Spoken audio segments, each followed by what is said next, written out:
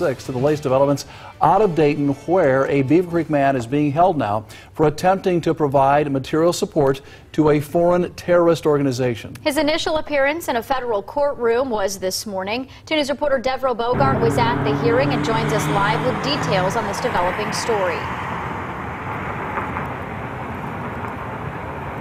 No bond was discussed today, the U.S. requesting that he be detained until a formal detention hearing, so he's being held in the Montgomery County Jail until then.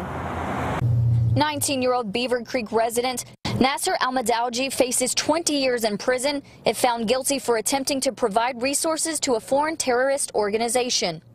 He was arrested yesterday while approaching TSA at John Glenn Airport in Columbus on his way to Kazakhstan, allegedly planning to be smuggled into Afghanistan to join ISIS Khorasan.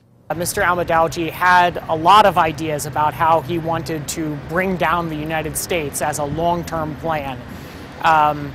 But he also realized that he needed to have training in order to actually execute those plans.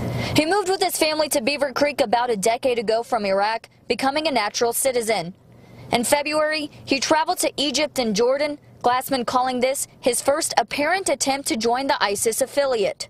When questioned by authorities on his way back into the States, he made comments that reportedly raised alarm and made them think he was worth taking a closer look at.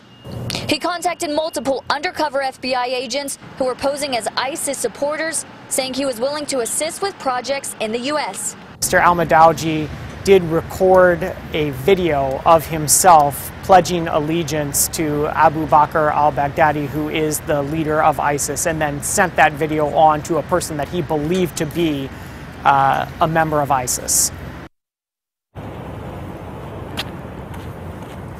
Now, today was just the initial appearance. Next will be that detention hearing, which is scheduled for next Tuesday. Then either a preliminary hearing or it's possible that a grand jury could release an indictment before that. But Glassman says he anticipates that it will go to a trial before a grand jury. Reporting live in Montgomery County, Deborah Bogart, 2 News, working for you.